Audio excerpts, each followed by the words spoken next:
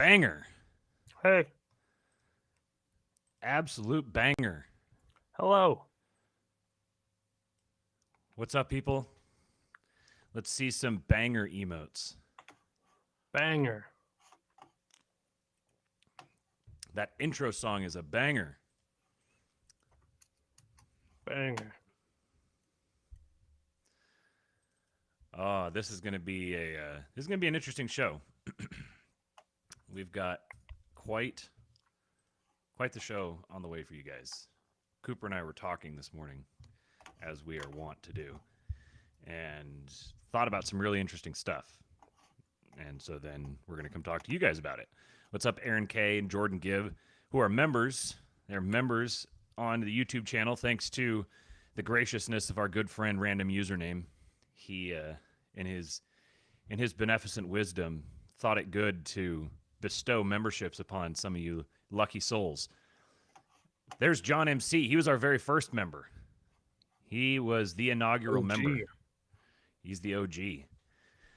What's up, guys? If you would like to become members, if you're not already, you can do that. You can support our show, and you can get access to having a cool-looking name in the chat that makes you stand out, makes you seem special. You get to use little emotes.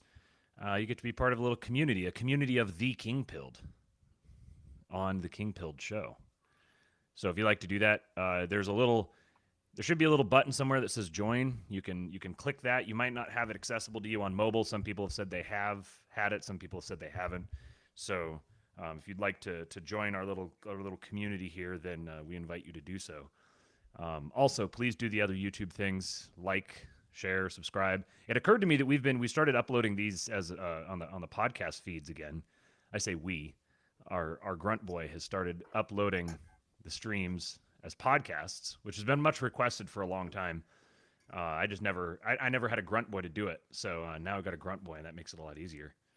Thanks, Xavier. You're a gentleman and a scholar. You are. We're very indebted to you, Xavier. What is it that Cooper does?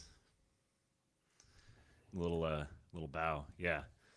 So it occurred to me that now that people are hearing the audio version of this, we have to add in another little call to action, which is to leave a 5-star rating and review. You subscribe to us on your podcatcher of choice and leave us a 5-star rating and review. I hate having to do this, guys. I don't like having to beg for this shit, okay? So maybe we could just say it one last time now. Like, share, subscribe. Just start doing it, okay? Can you please do that so we don't have to do this gay, like, smash subscribe and 5-star review. Yeah. Smash it. Please pay us in the currency that this little submarket pays, which is attention and positive boosts to the algorithm. That's basically you already know. Everybody says it. You already know what you have to do. I feel like you're trying to get me to move on. But it has to be a bit. It has to be a bit where you go really overboard with it. You really lean into it because it's so fucking cringy. It's so annoying and painful to have to do it. So really, you guys don't understand how degrading this is. This is their fault, honestly. This is the listener's fault. The fact that they haven't made us a viral show that's just growing organically. We're here producing the content. We should. You guys haven't got us to the point where I'm not Khazarians are coming to dump money on us. Right. And get us to sell out and, hawk for the Star of David and stuff. That's the point we want to get to, and we need your help getting there. If you guys want the king-pilled Zionist heel turn, you guys have to do your part in creating it. Yeah, you want that to happen? You want that, that plot? This is a two-way street. Plot you guys play your part. Yeah, we play our part. We're getting that's season 2. We're still on season 1. It's been a long season, and it's gonna keep being long until you get us to season 2 where we can do the plot twist. So come on, help us out. We're missing our producers. We need the producers for our show to be able to launch the second season. So that's up to you guys. Furthermore, it is in your interest to get us to that point because we help our friends out. So we'll sell out and take all the money, all the blood money, and then we'll distribute it. Coin. We'll right. We'll sell out on your guys' behalves. So you don't. So you don't have to. That's Right. right. We're businessmen here. That's We're right. in the business of doing business. I Anyways, mean, we honestly, the appreciate price you is not guys. that high either, guys. So just putting this out into the ether in case there are any, Right. angel investors listening. It's not that much. No. It's really not No. that much. No. Like, you get me out of debt and you buy me a house, and that's it. We're talking like less than $1 million, and I will, like, my best friends. I'll give you their names, their addresses. I'll sell them out. I will drive you to my grandma's front door. Yeah, whatever you want.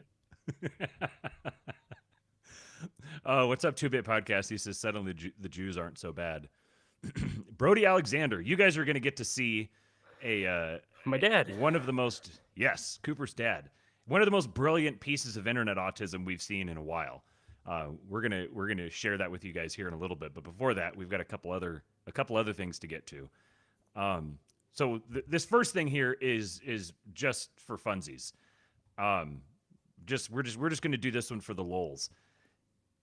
I don't know if you guys are familiar with a couple of different accounts on Twitter, but they represent a really fascinating. It's super entertaining in its own right, but then it's tremendously fascinating just to see the kind of the dynamics that are at play here. So the two accounts in question, really almost three primary accounts in question. Number one is going to be Nick Adams, alpha male. This guy is the main character on the internet. He is just one of the single most brilliant, creative minds. The whole project, the whole endeavor of running the Nick Adams alpha male character is phenomenal. It is just an absolute gold mine for content, for social conditioning, for I don't even necessarily know what his goal is. I genuinely don't. The guy could be a dyed-in-the-wool commie for all I know. But his whole bit that he has going on Twitter. So for those of you who Commies don't know, aren't funny. for those of you who have not been blessed by the experience that is Nick Adams alpha male, I'm actually Alpha male. you have to call him Nick Adams alpha male. I didn't have him pulled up. I had the other guy, but we're gonna do a quick little jump over here to see Nick Adams. So let me share the screen so you guys can see. Make sure that I've got audio shared. Okay. This guy. Look at this fucking guy. This just dude, I can't even look at him without laughing. So his bio says best-selling author endorsed by President Trump, founder at Flag USA 1776, presidential appointee, Australian by birth, American by choice, America First Policy Institute ambassador. Very generic, just kind of seems like your ordinary whatever conservative think tank guru representative guy.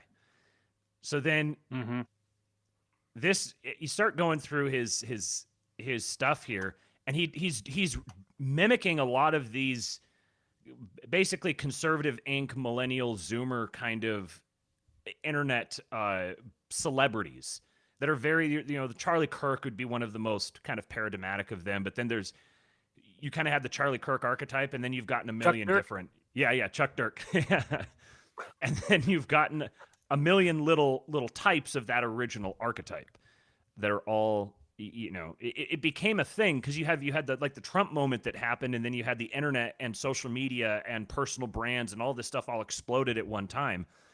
So you had a whole bunch of people who realized this is a grift. Hotep Jesus has done a great job over the years delineating this. He has the Grifties, the annual award that they give the best grifter of the year, where they're taking this thing that's obviously happening and then they're just leaning into it and playing with it. That's what Nick Adams is doing. Nick Adams' whole bit is he's essentially like a professional wrestler who is delivering his character, and the character that he's parodying is one of these conservative influencer grifter guys. Is he actually a conservative influencer grifter guy? Maybe. Maybe he's not. Maybe it comes out later on that he's been doing this whole thing as like a social experiment. the best thing possible would be we never know. He's simultaneously both the type and the parody of the type at the same time. If he was actually a conservative, like grifter type, he's the smartest of them. Oh yeah. Oh yeah, the way like his gift for copywriting, for knowing how to hit trending topics in just the right way, engagement bait. I'm going to give you a good. And by leaning into like the shtick that everybody hates. Yes. So this, you see him here. You see him sitting here. He's in his suit. He's talking. He's all like cocky. He's got his legs spread. It says every alpha male should be the king of their house, no exceptions. And so then he just tweets out these links. Here you go. Alpha male Cooper Kupp comes out strong in opposition to anime. Good on you, Coop. More prayer, less anime. So he runs a lot of this bit off of sports because he's really, the people he's going after is like the red-blooded American sports guy. And he's parodying himself as these guys who try to shoehorn in these political reference into all the sports conversation really awkwardly. Like, you've seen some of these like congressmen and stuff who decide they want to commentate on the hip topic, and so they like fire off their tweet about Colin Kaepernick or whatever, and it's just so transparently, it's very hackneyed. There's nothing natural about it. So he's riffing on that and going just completely overboard with it. Here's account number 2. Account number 2 is Perry. Pericles Abbasi at Election Legal on Twitter. We're going to take you down a little rabbit hole here. So this is Perry. This is Perry here. It looks like a homeless gypsy. Is it pronounced Abbasi or Abbasi? No idea. He's Greek Orthodox. I know he's Greek, and he's Greek Orthodox. His bio says engaged in parentheses to a woman. My political analysis and diet discussed on Red Scare. Lana Stan. So he's Lana Del Rey Stan. He interacts a lot with the Red Scare girls, which is another podcast. If you know is what the he Red like Scare a reply is, guy for the Red Scare girls? Yeah. He constantly has bits going with them. So this is Perry. He quote tweets this article. The irony poison millennial shit posters come to symbolize the decaying American empire. And he said, the only decaying I represent is losing over 100 pounds between 2020 and 2021. So picture number 1 is him. He's in front of, for people who aren't watching this, you have to go to the YouTube channel. You have to see this, see the stream and see the visual here. He's just standing in front of this, what is it, like a Mercury, old busted up Mercury that's been sitting in a garage for like 15 years. He's wearing this super wrinkly, frumpy trench coat. He's just like, he looks like a 1 out of 10. He is the most dumpy, goofy looking guy you've ever seen. And then he loses 100 pounds. And now he's wearing this gigantic baggy suit, a hideous tie, gigantic big old like Wilford Brimley mustache. And then he's got slides on with his big baggy dress pants. Fucking flip-flops, dude.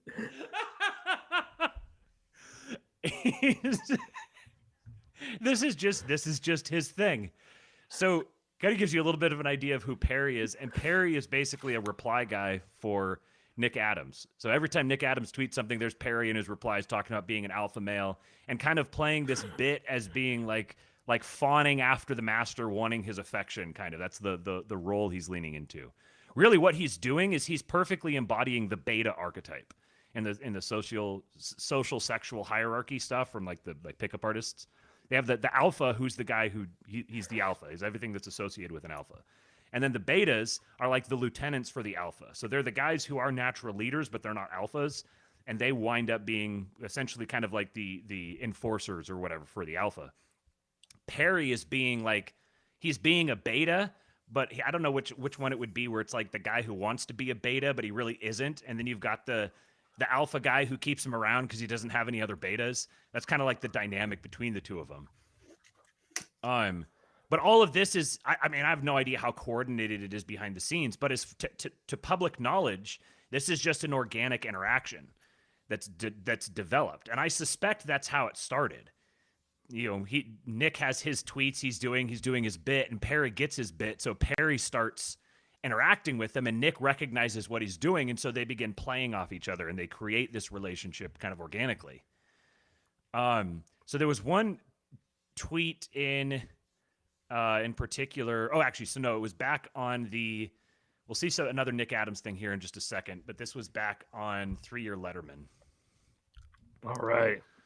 So this guy, my favorite account on Twitter. Yeah, if you don't know who 3-Year Letterman is, it's really hard to explain. It's okay. His bio says youth football coaching legend, diehard Georgia fan, 3-year high school football Letterman, show-stopping Little League umpire, region champion, 3-way tie. He's a parody of the guy who peaked in high school, and for the rest of his life he identifies with him with like how awesome he was in high school, and everything goes back to that. And so he's kind of like a meathead. This is the character that he's playing. This stuff is some of the most fascinating character work that's being done in terms of like movies, TV shows, that these kinds of guys who are actually, it's not just restricted to a movie, they're playing this character in real time over a long period of time. They've developed little cottage industries and copycats trying to spoof their bit, but the original is always the best. So 3-Year Letterman is always the best. So like he's the guy who's bragging about how he's a show-stopping Little League umpire. So he tweeted this today. Cooper and I were reading this earlier and just in tears laughing. He says, "I've spent the last hour shaking with rage and punching my phone screen. This is without question the most shameful moment in our country's history. Time Person of the Year is supposed to be only for Americans who pulled themselves up by the bootstraps and succeeded on their own accord. Literally no one knew who Taylor Swift was until 2 months ago when she showed up uninvited to one of Travis Kelce's games, and now she's ridden his coattails to fame and fortune.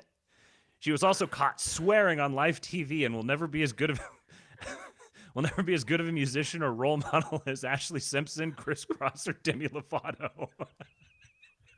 And she's Canadian, so not eligible for Time Person of the Year to begin with. America, 1776 to 2023."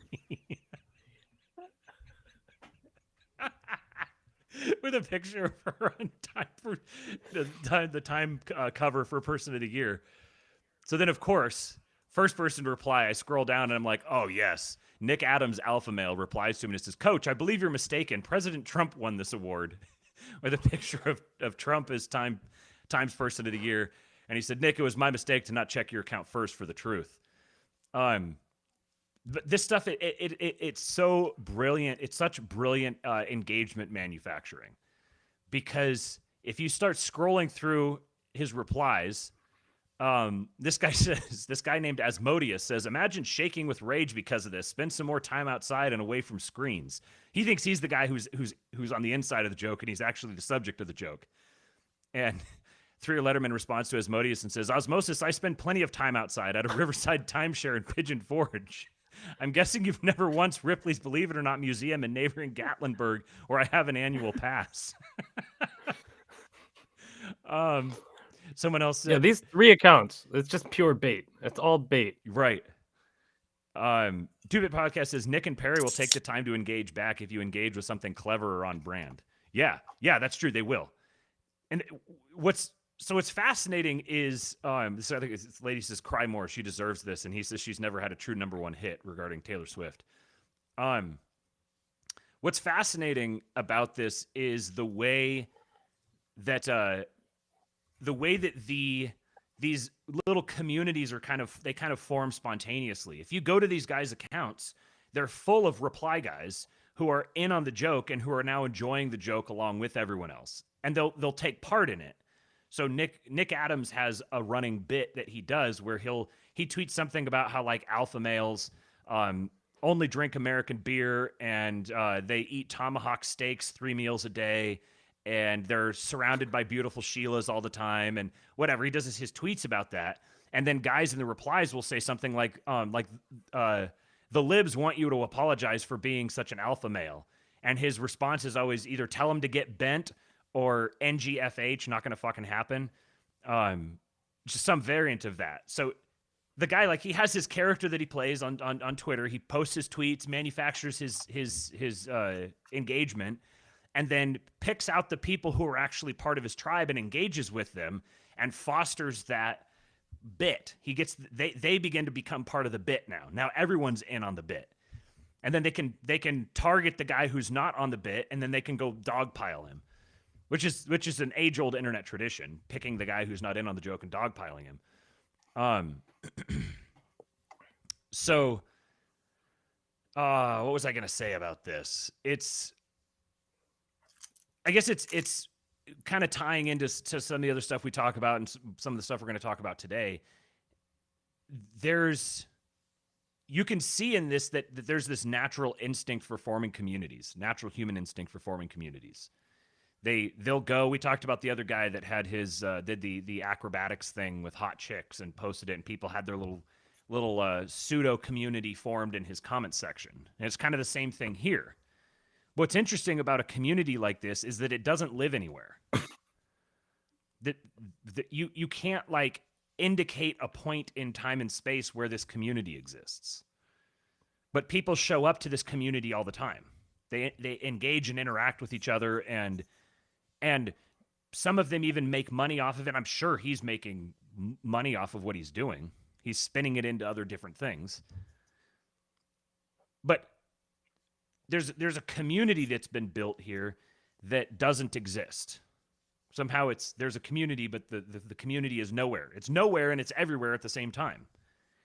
Anywhere that you can go that you have internet reception or cell reception or internet, you have this community. Now, someone might say, oh, well, yeah, so then the question is, once you get out of where there's cell reception or out of where there's internet, okay, well, now you're just talking logistics. Now you're not dealing in like matters of principle. You're just talking about engineering obstacles. So there's a community here that you can go participate in and be a part of that is not subject to the constraints of time and space that otherwise constrain our relationships. I think that's just a useful thing to kind of keep in the back of your mind. Is there some of the other stuff we talk about today that's just the reality of the technologies, the digital technologies that have been developed and that are continuing to be developed and that are going to be developed, is that they're fundamentally changing the way that we engage with time and space. And I think that's valuable to take into consideration if you're trying to decide how to move yourself through time and space. Do you have anything else related to that, Cooper, that anything else about Three or Letterman or Nick Adams or the whole professional wrestling dynamic? No, not really. Those are the best accounts on Twitter, so you should go follow them. And I think there's probably an instinct with some people to see this stuff as sort of like the way this sort of thing began was just basically just people screwing around. It started out as people went as like the internet was developed, and then you get these different platforms and people just kind of go as hobbyists, kind of start screwing around in it. But as they begin excavating this world, they start stumbling upon these surprising little realizations. They stumble upon things like this. Like you can create a community that's everywhere and nowhere at the same time. People will bind themselves together around a common idea, and they'll continue with the bit knowing full well that the bit isn't real. But it becomes real when they participate in it. This process then I think really is it's very revelatory about the state of the human condition and the way that the human mind operates and the way that a human hive mind operates. Brody says kayfabe is a key concept. Yeah. I owe it to Eric Weinstein. He was the first person I ever heard about kayfabe from. When I had my really? Yeah. Yep. When I had my Were you into wrestling growing up? No, not at all. I had friends who were, and I didn't have anything against it. I was just like I was obsessed with I was gonna say I was obsessed with sports. I know wrestling, sports, yeah. I was obsessed with things that are traditionally considered sports. We'll say that. I don't have a beef with the wrestling guys. Yeah, okay. You're just not interested in the only real sport? Yeah, right. Exactly. I think as I've gotten older now, it's hard for me to get invested in it as entertainment, really. But like, I think it's fascinating, this dynamic of the whole thing is built off of personal branding. All of the wrestlers, you can't just be a gifted wrestler. You also have to be able to craft and maintain and sell your brand if you want to be successful. So from like a business, like human behavior perspective, I think it's really fascinating. Brody says in the fourth level of kayfabe, where people can no longer distinguish the bit from reality, including those who started it. Yeah. 2-Bit says we need to make Matt a pro wrestling nerd in 2024. I mean, I'm open to it. Like you get me started. I'm not opposed to it. But yeah, there becomes a point where LARPing is actually praxis, because as you LARP, you begin actually manifesting the thing that you're LARPing. You're bringing it into reality through your action. So it may not have been real, but it becomes real because you act like it's real. This is I think this is a really fundamental, valuable observation to make about human behavior in general.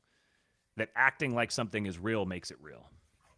This is like an energy of humanity that we can reify things in this way with our behavior. That happens then to be like the primary attack vector for demonic activity, because demons don't have the capacity to actually interface with reality directly the way that we do. The way they interface with reality is through us. They have to get our minds pointed on something and have us bring it into reality. So the only way that demonic activity actually ever accomplishes anything is because human beings cede over their will to demons and allow the demons to direct them toward doing it. But ultimately, it's the human being that's doing it.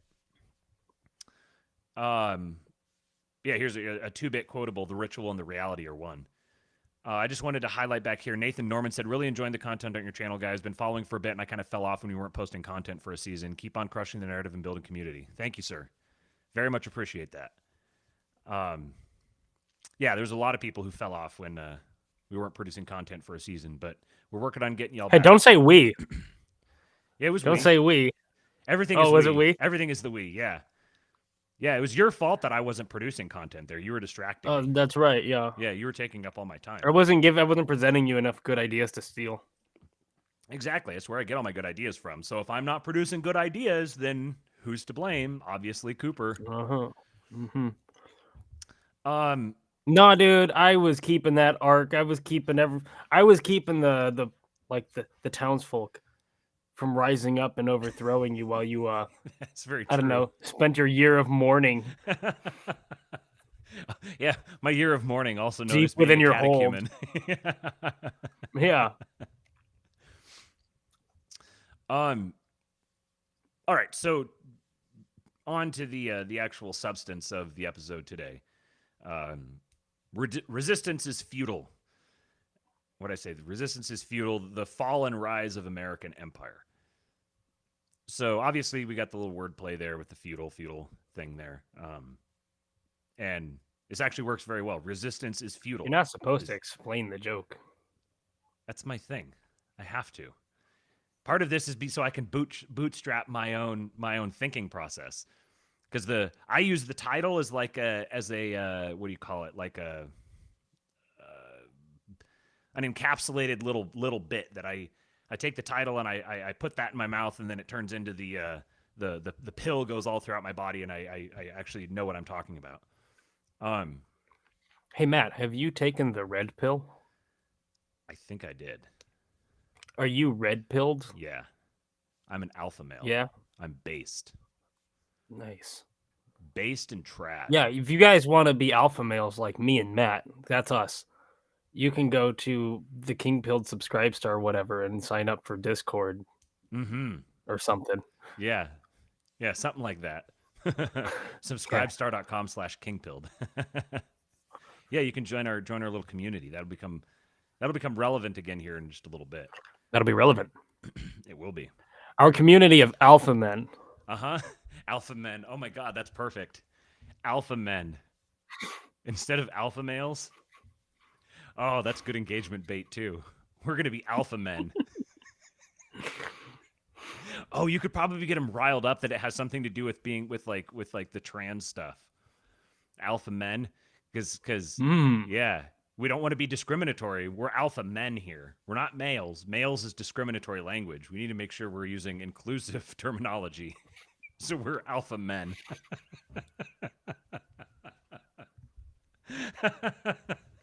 This is what I'm talking about, guys. This is my good ideas that Matt steals and runs with. Right, right. See, the problem is you don't recognize that it's a good idea. You just say it and you I just move have on from it. autism. Right. You have this autistic obsession with whatever you're focused on, and you don't realize that you're cranking out gems. So Aaron says some retards, me, need stuff explained. Yeah, and then so I'm here for the retards. I'm here for you guys. So resistance is futile, meaning that if you try to resist what's coming, you're going to wind up as a serf. The resistance is facilitating the creation of a return to feudalism, some form of adapted neo-feudalism. But it's not going to be so simple as just looking back at what was in the past and just mapping it onto the future and being, oh, this is what it's going to look like. Because we're entering into just a completely new age that is going to run by completely different rules. Maybe, I guess, not completely different. It's not like we've thrown away the old handbook and we have a new one, but we're seriously editing the old handbook so that we can understand how to operate in the new age. So I wrote the tweet. I kind of got some of my thoughts on what we were kind of trying to condense some of what we were talking about earlier and give us a jumping off point for the conversation. So I'll read what I tweeted here. So lots of people are talking about and have been talking about the collapse of the American empire. People are recognizing that it's become fashionable now to say, yeah, we're at the end stage of the empire. It's just a question. People are quibbling over how long it's going to take. But far too few are seriously contemplating what will replace it. Even fewer are considering how that replacement will happen. Much of right-wing commentary on the subject falls into two camps. The first camp is, it's going to be horrible and apocalyptic, and that cuts at the heart of our conservative sensibilities, so we have to forestall this collapse as long as possible by getting #our guys in power. So this is where you get the whole milieu of Republican activism, generally speaking. Some of these types of people go with the libertarians for a variety of different reasons, but by and large, these people head into the political arena and think, oh well, if we're on a plane and the plane is going down and the plane is the government, then we need to wrestle away the control of the cockpit from the government and we can pull ourselves out of the plane. This is a completely wrong-headed way to think about it. If you're thinking about it this way, you don't appreciate the magnitude of what is happening and what is going to continue to happen. The other perspective is more of kind of like an apathetic nihilism. And it's something like, it's going to be horrible and apocalyptic, but it's out of our hands, so we're just listening to the winds, waiting for them to tell us to flee into the mountains and ride it out. I see a lot of this. Just people who are sort of just kind of overwhelmed by the magnitude of everything that's going on. You're just fatigued. Everyone's tired. People are just become a meme. Oh, I'm so exhausted. Everyone's tired. Everyone's exhausted. And this ranges all the way up to just outright, I don't care. I'm going to sit here, and if the bomb falls on my head, then I'll thank the Lord for dropping a bomb on my head. If somebody happens to have that meme where, like, you have the depressed-looking Wojak guy, and then the alien lands, and the alien walks up to him and is like, aren't you surprised to see me? And he's all like, man, I got a lot going on right now. If anybody has that meme, please send it to me, because I have it somewhere in my stack of 20,000 memes and I can't find it. And that's my favorite meme. To be clear, this stack of 20,000 memes that you have, each of them has been printed off in color, and you have an actual stack in the corner of your basement. And you go, it's right about there, and you pull out the right meme whenever you want to use it. Yeah, I came up with my own kind of Dewey Decimal System for sorting memes. It's pretty cool. I've got binders and binders and binders. Binders full of memes. Leather bound. Binders full of memes. Is it kind of and women? You got the reference. Is it kind of like when you used to go to your grandma's house and your grandma would have all of her photo albums on the shelf, and you'd go through, and this one's January of '98 to February of '99 or whatever, and You pull out the right one and you flip through it. You've just got folders up there, but they're just all full of memes. Yeah. Yeah. Slowboy says that wants to know where to send the memes. Link the Discord. If you want to get in the Discord, subscribestar.com/kingpilled. We'll get you into the Discord. And otherwise, you could probably, if you're on Twitter, you could DM it to Cooper there or to me, and I can send it to him. Thank you. Thank you. Okay, so yeah, so this second perspective, you have the first perspective that's like, oh wow, this is really bad. We better make sure we get our guys elected so we can fix all the problems. We could deregulate and just let the free market solve the problem for us. Ugh. And the second category of guys is essentially, it's kind of like that guy with the alien where he's like, dude, I just got a lot going on. Like, can you just like leave me a message or something? Can you just like write your number down? I'll call you back here. Just shoot me a text real quick so I have your number, and I'll get back to you when I get a chance.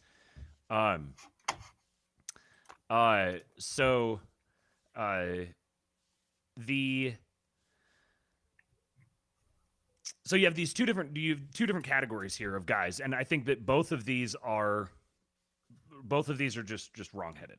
Neither one of them actually appreciates the significance of what's going on, actually understands what's happening, it's hard to figure all this out. That's kind of the defining characteristic of our times, is that they're hard to understand and it's difficult for the average person. We're drowning in knowledge.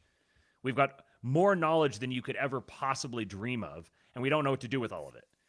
It's harder. It's just becoming almost impossible to separate signal from noise, and people are just drowning in knowledge. So what they don't need is more knowledge to motivate themselves out of this. They need a path forward. They need somewhere very clearly where they can start doing something, like engaging themselves in something fulfilling. But that thing that's fulfilling, I think, needs to be attached to some recognition of where we're at and what's happening. It can't be, because people sort of have this, I don't know, this like gut instinct that they don't want to just bury their head in the sand, even if they just want to bury their head in the sand. They're like, if I'm going to bury my head in the sand, then I don't want to have to bury my head in the sand and also do something. If I'm going to bury my head in the sand, I'm going to completely check out. These are the clients for the Coon Pods. The people that are like, I'm ready to check out. Okay, can I sit here and just play video games all day and accumulate some special currency in video game land that I can trade and have food delivered to me? What corporation is going to offer me some way of going into their metaverse, playing my video game in the metaverse, accumulating tokens, and then trading those tokens for food that gets delivered to my front door? That's the Coon Pod. There's a lot of people who are geared up for that. If they're going to do something other than just lay there and wait to die, then they're going to want to do something like that that's completely checked out. So I see this happening where basically most people are kind of going into these two camps, but everyone's kind of treading water. They don't really know what next, and it's sort of just we're suffering the consequences of the boomer psychological, I guess, posture of being at the end of history. The boomers felt like, rightly so, they felt like they had accomplished, they'd done it. Like, they were at the end of history. They survived not just one, but 2 world wars.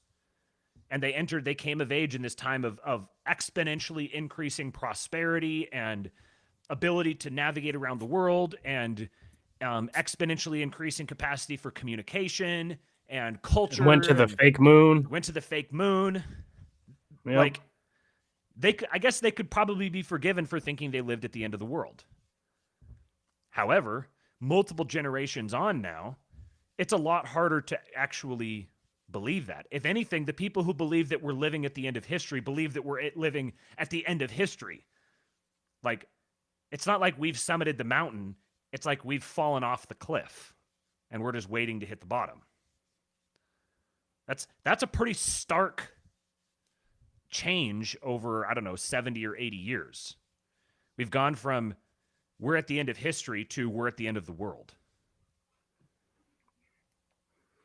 So going back to what I wrote here, so you have these two different kind of archetypes of right-wing commentary that are sort of trapped in their own ways. They're sort of trapped in this context of, I don't know, like we summited the mountain and we're here at the top of the mountain and there's nowhere to go, and now there's packs of rabid wolves coming up the mountain toward us and we just don't know. We're just going to tread water here and hope that a helicopter flies by or something. And I guess maybe the first archetype would be the guys that are like, oh, we're going to build a helicopter out of sticks, and that's going to carry us away. And none of these perspectives are going to be productive. So back to the tweet, I said the net effect of the predominance of these two perspectives is that most ostensibly right-wing energy is wasted on either futilely flinging oneself at the regime or moping around within an impotent circle jerk of black pill dispensers. This simply won't do. It was the failures of Christian men that led us to this point. To not properly appreciate where we are, what's happening around us, and where we're going is to compound error with error. The next empire is already constituting itself from within the last one. That means we have a whole new territory to colonize with Christian values and a whole new set of institutions to build around those values. Before we can create a time of great optimism and prosperity, we must view the #current year as an opportunity for great optimism and prosperity. So there's, make sure I haven't missed anything I was going to talk about here. All right, so let's look at this. The subject of technology, like what technology is, what is our relationship to technology? Because that's really, I think, kind of what defines part of this split. If you wanted to take these two right-wing camps and sort of subdivide them, you have the camp number one, where it's going to be horrible and apocalyptic, and that cuts right at the heart of our conservative sensibilities, so we have to forestall this collapse as long as possible by getting #our guys in power. You have one variant of this, which is operating in the political front. Then you have another variant that is more like, well, we just need the free market. We just need innovation, and we need to free everyone by making everyone a positive, atomized individual through the glories of the free market. Which is, again, I might lean more in that direction, but I still think that it's wrong-headed. It still doesn't actually fully comprehend what's happening. So it's kind of a two-dimensional analysis. I hate the free market. Mm-hmm. No free markets. There's no such thing. Like, a market is not, like, a market is something that's created. I want my own market that I make, that I set the rules, and you give me a bunch of money. Yeah, that's how. And I win and you lose. That's how every market is created. That is what a market is. A market is a resource that is provided by somebody. So to have a free market is just communism. You're saying that we need to take this resource and make it a public resource that everyone has equal access to. It's the exact same error as free education, free housing, whatever else. Markets are created intentionally. And then the rules of that market are established by the person who controls the market. Because you're always going to have a person who controls the market, just by definition. So... And I don't know how, if you had a truly free market with no state intervention, I don't know how that doesn't just end up with like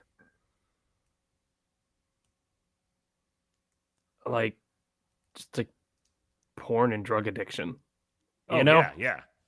You get because that's what all you're doing is accelerating the death of your society. Right. That's what we have. It's a fundamental impossibility to have a market without a state. So what we have is a market that's pretending it doesn't have a state. And it's gotten to the point where now nobody even tries to say, oh yeah, free market capitalism in America. But I don't know, 10, 15, 20 years ago, that's everyone said, oh yeah, we're a free market capitalist country. Obviously things have changed since then, but the changes have been a matter of scope, not a matter of kind. To have a market, you have to have an actor who is sustaining that market, who is the sovereign of that market, who's the one who will arbitrate disputes, and that person, that institution, whatever it is functionally a state. Trying And we'll to call it protect that not a market state from is outside influence. yes, yes, right. Once upon a time, this was how it worked. You had a king who owned a particular territory, and his responsibility was to maintain that territory and be the rule of law for that territory. This is a divine institution. He was the buck stopped with him, and the society was constructed hierarchically from the top down. Then there were certain people who didn't have a territory to speak for. They just sort of drifted from one person's territory to another person's territory to another person's territory. 109 of them they've been thrown out of because the people got fed up with them. And they had a vested interest in expanding the options for commerce. Because if you expand the options for commerce, you whittle away at the power of the king. If you can get one king on your side, he becomes like you're like his contractors. You're going to work with him. Then you can start taking down all the other kings as well, because you don't want to have to bargain with the king. You want to be able to bargain against the guy on the street. But if the guy on the street is a representative of the king, then by bargaining with him, you're bargaining with the king. So there was a vested commercial interest in detaching people from their perceived relationship with the king. That interest was motivated by sowing resentment, so that you could break down national borders. Well, you could break it down from the sovereign land of the king into a nation. The nation is no longer the sovereign land of the king. The nation belongs to the people. The peoples elect their representatives. Now, before, if I was a merchant who didn't have a homeland and I just travel from country to country, essentially I have as many clients as there are countries. But if I can break down that structure using money and trading and power brokering, if I can break down that structure to where instead of having a king over a whole region, you have several kings in that region. Well, look at that. Now I've got several different clients. Let's continue this process. Let's break it down till we get to the point where every single person is a sovereign individual. Now, look how many clients I have. Look how many people I can make individual contracts with. Look how many people I can do business with and change up my terms and move my terms around. This was so the inception of liberalism and commercial activity are the same force. Liberalism was a pattern of social organization that was conceived for commercial interests, so that people would make themselves. This is beginning the process of people making themselves into consumers, because you no longer have a society that's structured on productive terms, productive hierarchical terms, where you have the king at the top, you have lords. Each of those lords owns land, and they get to continue owning that land because they obey and cooperate with the king. He allows them to continue owning their land. And then each of them has a hierarchy beneath them of people who are governing and generating value from that land. And within that structure, you have an incentive. Each person involved in that structure has an incentive to improve that structure. Because the more that structure improves, the more they can benefit from it. Assuming that you have moral, ethical people at each point. But this is the thing, is that you don't always have moral, ethical people at each point. Eventually, someone they get pulled out of the hierarchy. Someone bends their ear, offers them status, power, money, wealth, women, whatever. And then the whole structure starts to crumble. What? All of the above. That's how you'd get me to sell out. Right. So then if you started that pattern, you might wind up doing something like owning all the financial institutions, owning all the porn institutions, owning all the gambling institutions, owning all the power brokering institutions. It kind of seems like if this is your modus operandi, that would be the natural consequence of it. I wonder if we can go check that and see if that might be the case. So this is actually kind of a side quest. I wasn't even expecting to get into all of this, but this actually sets up very well because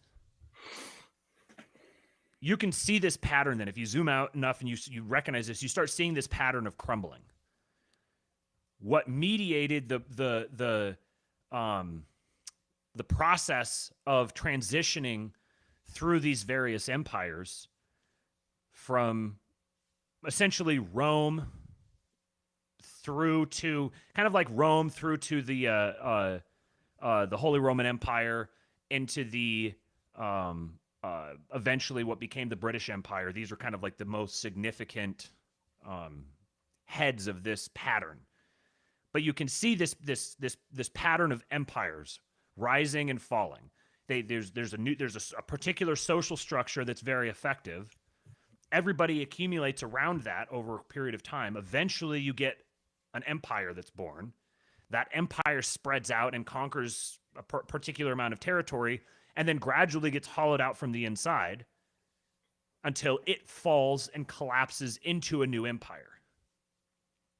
But the thing is, you don't get a collapse into... It's not like you can't go back to a particular date and say, oh, this is the date that the British Empire died.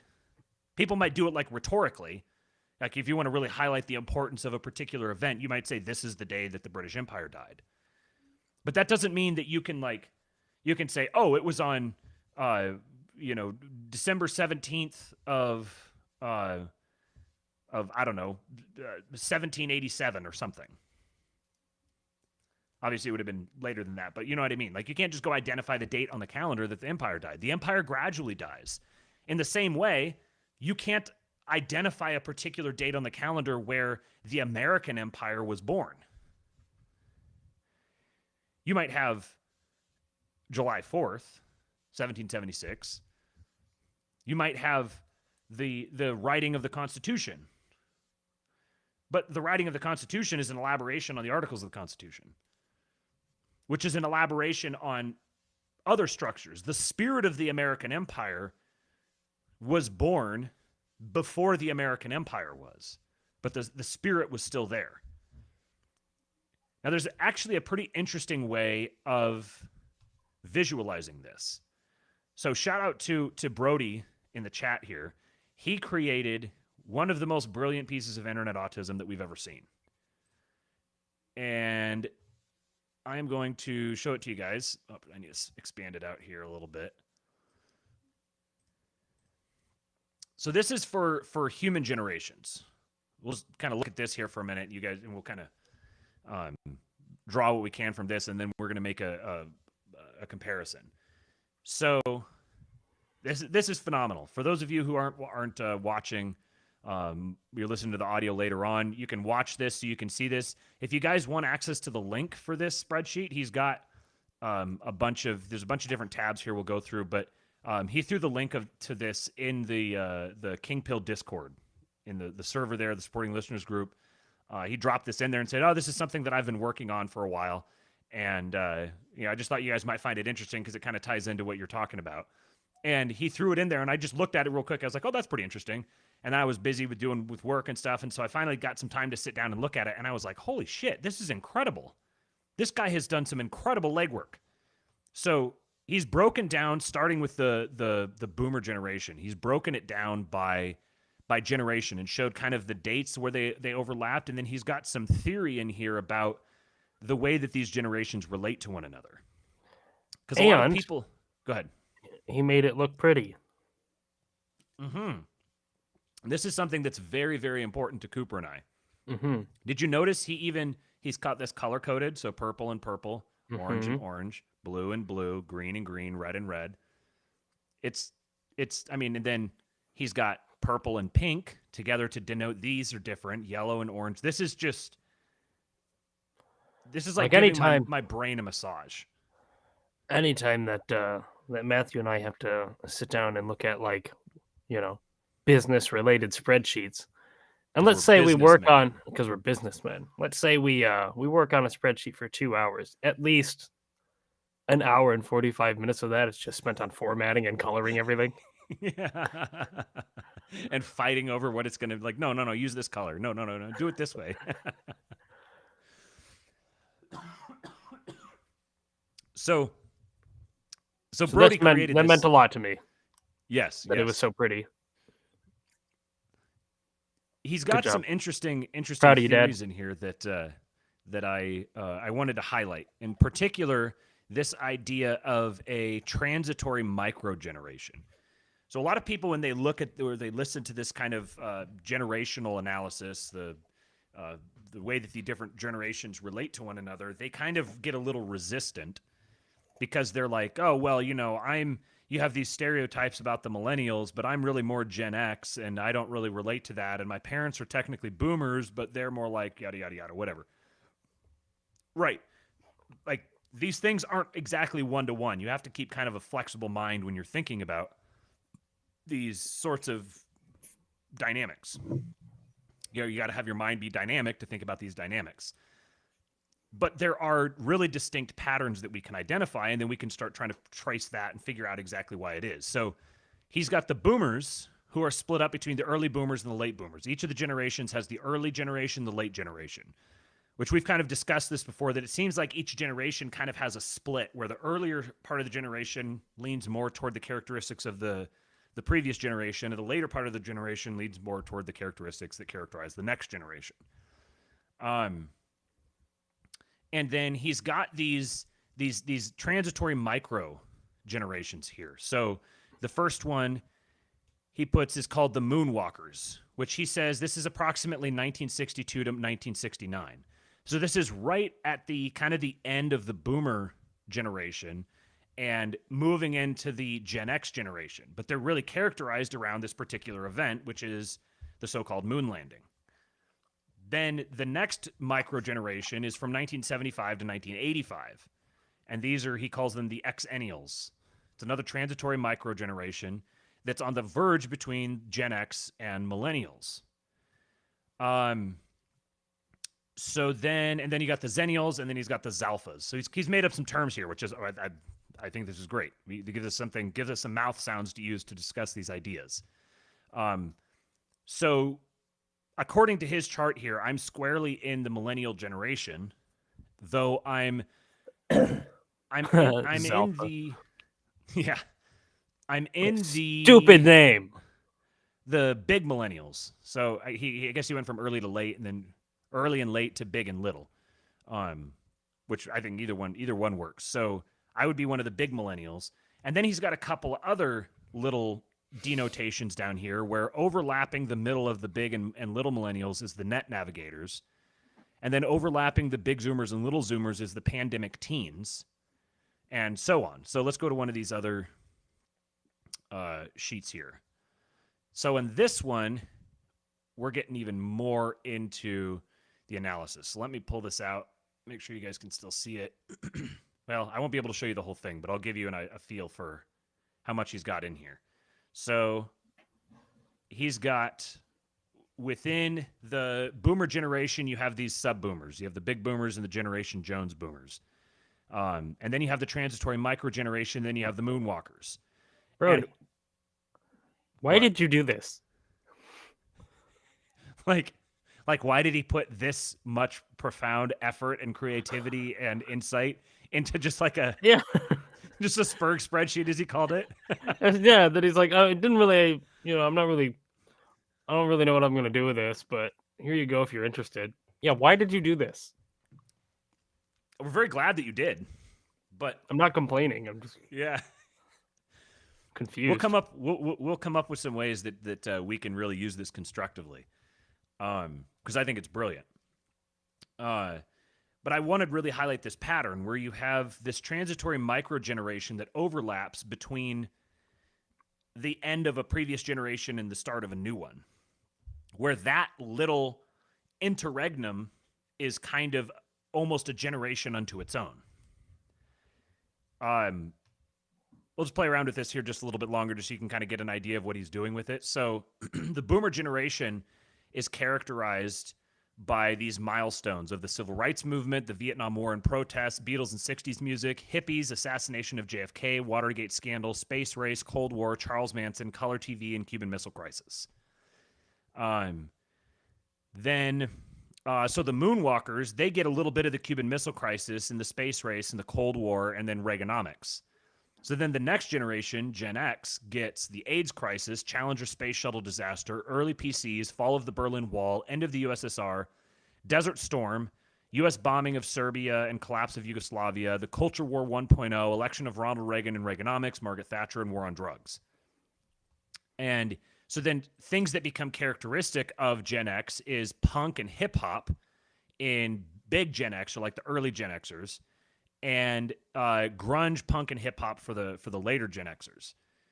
And he notes here, if you see with Gen X, the whole generation goes from, let's see, first year of legal adulthood for Gen X would be 1983. And then he says last year of legal adulthood. I don't know what that meant. Last year of legal adulthood. So this would be 15 years. I'm not sure exactly what last year of legal adulthood meant, but so then millennials have these, let's see what was millennials. September 11th, Columbine school shooting, student loan crisis, rise of social media, the Great Recession, election of Obama, an inconvenient truth, introduces global warming, hipsters, shock and awe, second Iraq war, Afghanistan war, war on terrorism, MTV, and internet ubiquity. Then the last one here that we can really talk about so far would be the Zoomers. So here's Cooper. So mainstream global warming activism, gender and LGBTQ plus activism, Black Lives Matter movement, hashtag Me Too, COVID-19 pandemic, lockdowns and mandates, election of Donald Trump, Parkland school shooting, rise of Jordan Peterson to the IDW moment. So that's if you don't, so whatever generation you personally identify with, you can go look at these other generations. He's helpfully put this stuff together for you. You can look at your generation and how these things, you recognize them as formative, as really influential on your development. And then imagine what it would have been like to be yourself growing up with these other things being the really formative things that affect the way that you see the world. And I would imagine that it would be pretty hard, like the further that you go back, these lists are going to get shorter and shorter of the individual things that really define a whole generation's experience. Just because there was only so many things that could happen to you in your life. Like, think about it. If you don't have a telephone or a TV or radio, I was gonna say, and maybe you get a newspaper that tells about something that happened in a distant land or a distant city like 3 months ago. right? You know, it's old news by the Yeah. time it gets to you. There's literally only so many things that can happen to you in a day. It's going to be limited. So time is going to pass much more slowly for you. Because time is part of the subjective experience of time for a person is kind of like the space between given events. So if there aren't very many events happening, then there's not going to be very much space, or there's going to be a lot of space between them rather. So time is going to go slowly. But the more things that are happening, the less space is between each thing that's happening, which means that you're getting like a time compression thing where everything seems like it's moving faster. And in a sense it is.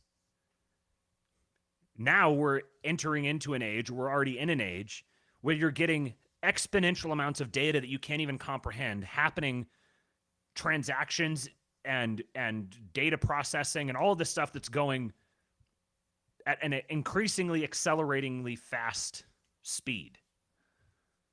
And we're caught up in the middle of that. We're experiencing that to one extent or another. which is manifesting itself in this sense of everything accelerating.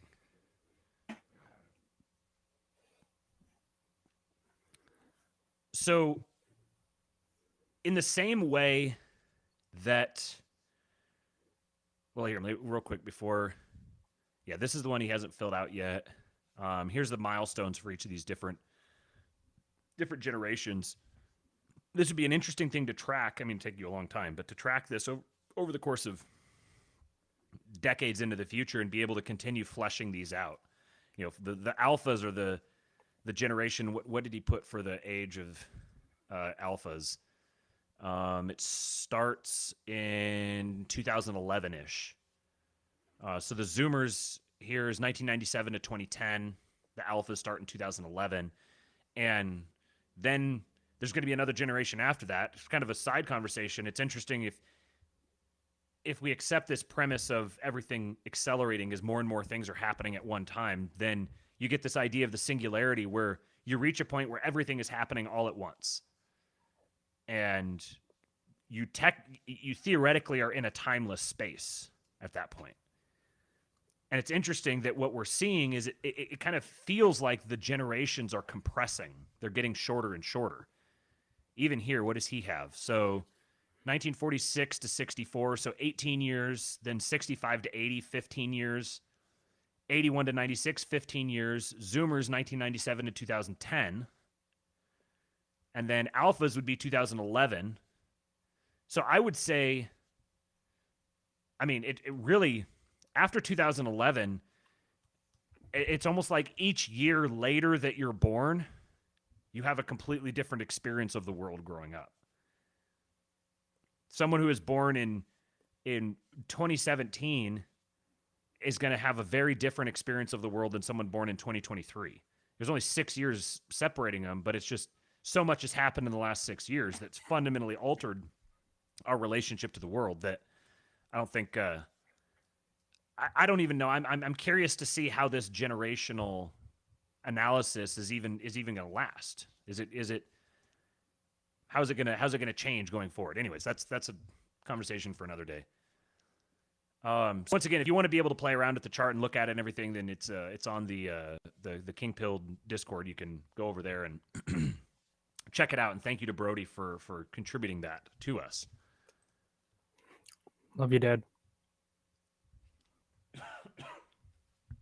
So, let me get this out of my face now so that I can see the comments, see what's going on. Oh, yeah, Brody's in here. So what is he? I had some comments he may have replied to. Let's see. You guys are hopping in here today. Oh, yeah.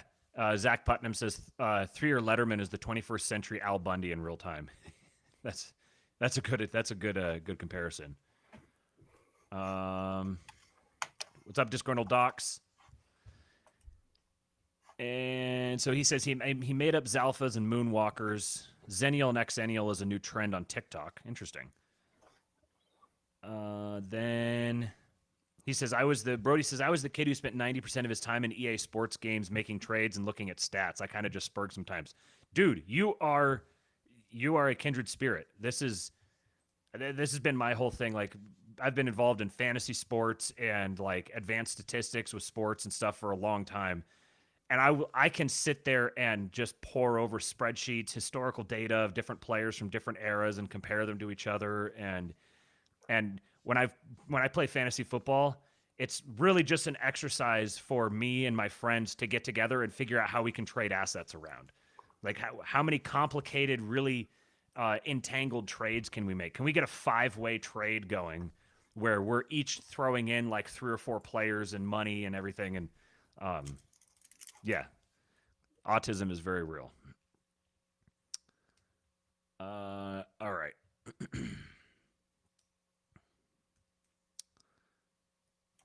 So I wanted to highlight that idea, that concept of the transitory micro generation, because I think that where we are now is a transitory micro generation between regimes, between empires.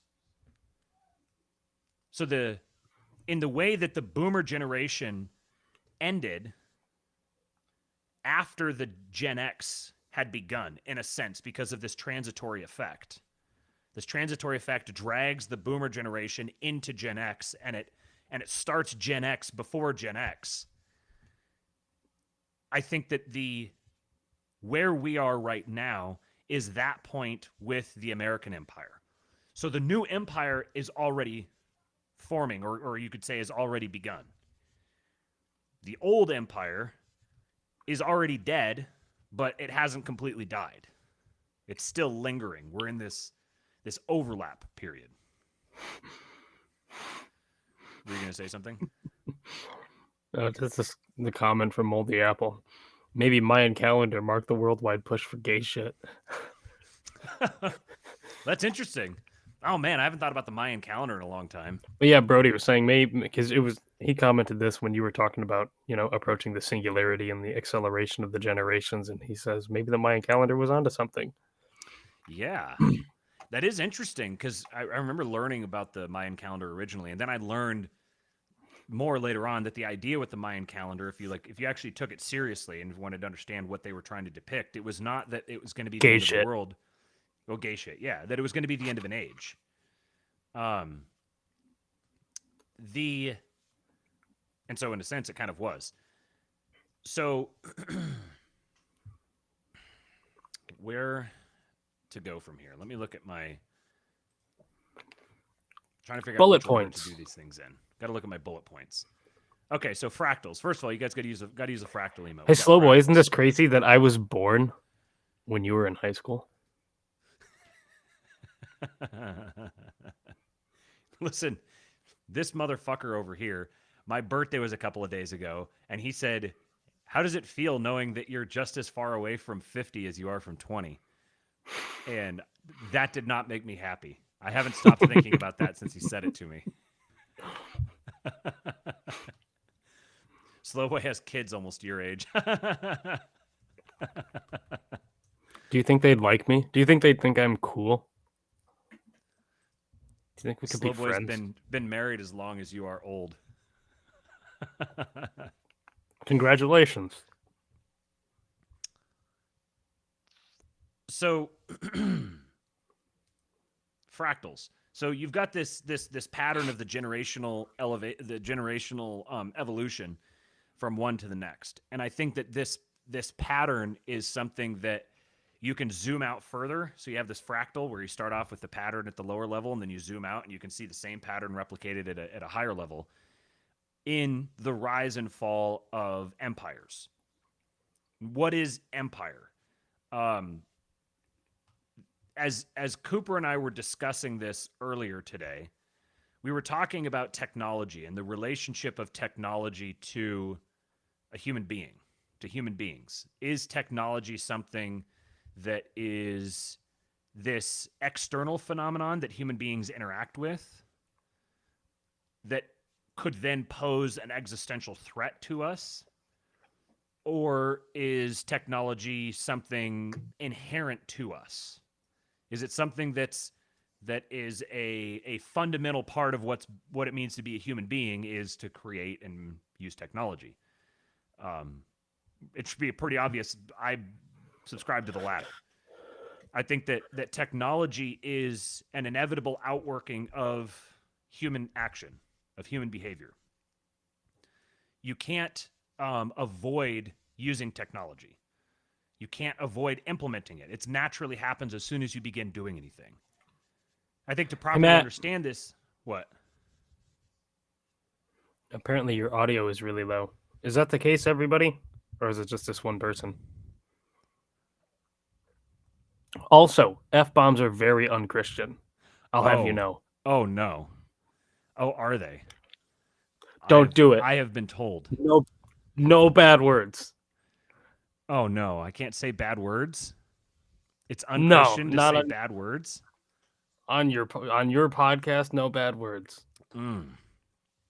Well, I will have to inform certain people. They're just not going to believe that using F-bombs is unchristian. Audio is fine. Moldy Apple says. Slowly Whiteboard said, "Tell me where it is. Stay to I'm the certain loud. four-letter words are evil." Okay. Cooper is loud. Apparently, I'm loud. Oh, I guess maybe I'll move my mic away. I'll just do that. okay. Put it over here. Is that better? We good? Let us know, guys, if that's better. Audio good. Okay. We'll continue. Whatever. So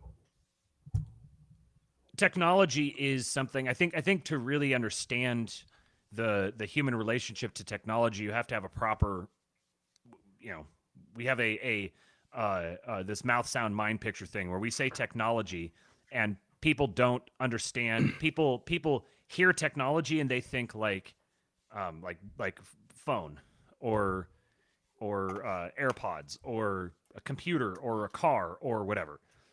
But I think a properly coherent definition of technology has to be more expansive than that. Properly, okay, it says now it's balanced, so you fixed it already. Okay, whatever. So I didn't actually touch it. I didn't do anything. It was probably when you moved your mic away that probably made it better. They're on maybe. like a 20 or 30 second delay from us, so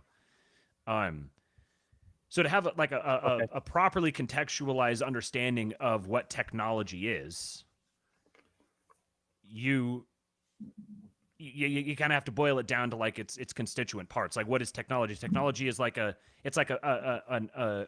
thing that we use for leverage to act on behalf of us or to increase the production of our action. So human relationships are a form of technology. You don't want to necessarily treat them like they're technology. You don't want to try to automate them, because then you kind of it's like if you try to hold on to it too tightly, you'll kill it. So you have to you can recognize that a human relationship is a form of technology without also saying that a human relationship is the same thing as a cell phone. Those two things, that's non sequiturs. But a human relationship is a form of technology. An ideology is a form of technology. It's like a consensus manufacturing technology. You conceive of this ideology, you implant it in people's heads, you get people to buy into it, you incentivize them to not go astray from it. You give them the stick when they abandon the ideology and the carrot when they promote the ideology. It becomes a consensus manufacturing mechanism that allows you to leverage your wealth, power, and influence to generate an outsized return. So technology is unavoidably human. It's not good, it's not evil, it's a natural outworking of human behavior. Now, interestingly, what inevitably happens is you have your technology that is supposed to be a tool. It's supposed to be a neutral thing. But eventually human beings begin worshiping their own technology because they fundamentally begin recognizing that it is through the use of technology that humans expand their productive and creative capacity. And ultimately, you turn the technology. I think it's not proper to say you turn the technology into a god. I think you turn the technology into an idol because you see yourself as God. This is what the transhumanist movement is, an attempt to fully redeem human beings through technology, where you can be fully redeemed by being detached from your sinful, evil, corrupt, outdated self. Humans, there's this latent presupposition that humans, the human soul and the human body are somehow separable, that consciousness is this thing that you can just excavate out of yourself and drop it into a robot, and that robot is somehow you. But you're not separable from your body. You are your body. If you had a different body, you wouldn't be you. But if you begin worshiping the technology and you think, hey, this technology can actually make me, it can transform me into a god, then the technology has become an idol. You're worshiping the technology. And what is worship? Worship is like ritualized sacrificial attention, where you're ritualizing your attention focus on something.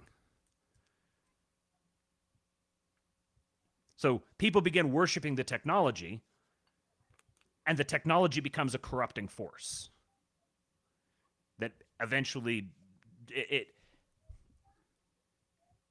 what it does is it depersonalizes a person, because they detach themselves from actual. If you're worshiping this inhuman thing and you detach yourself from this inhuman thing that you're worshiping,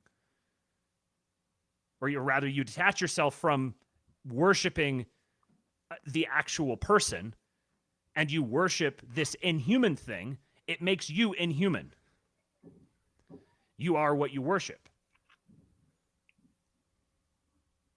So people are concerned about, there's the two different schools of thought I was talking about earlier. The second one is almost there's almost a Ludditism to it, that like, technology is really super evil and corrupting, and look at what it's done to all the kids, and if only we could go back to the days where everyone just used technology called newspapers instead of technology called internets. If only we could go back to that age, then everyone wouldn't be so corrupt. But we can't stop the flow of technology now. There's nothing we can do, and it's all evil and corrupt, and we just have to get it out of our lives and go, join the Amish, or go Uncle Ted or whatever. Now, maybe for certain people, that's a valid approach. You can go detach, disconnect, unplug, go take yourself out in the woods. That's great. That's fine. But like by definition, that can't be the appropriate course of action for everyone. If everyone's in the woods, then nobody's going to want to be in the woods anymore. So I think if we have a proper understanding of what technology is, then you recognize technology is a neutral force. What the technology does to you depends upon what you're worshiping. If you are worshiping the technology as a means of transforming yourself into a god, then yes, technology will create the evil outcomes. And so in this way, we have people who are actually doing that. And in so doing, they're essentially summoning demons through the technology. But the answer to that isn't just bail out. Oh, don't that technology, get away. Stay away, let them consume themselves. And I think there's an analogy that that is an analogy I think that's appropriate here is, if you imagine, well, actually, no, let me go back further. I was going to go back a few hundred years, but let's go back several thousand, maybe more. So ultimately, the story of Cain, who's kind of like the archetypal sinner, is one of technology. In fact, the story of Adam and Eve is one of technology as well. The snake was offering technology to Eve.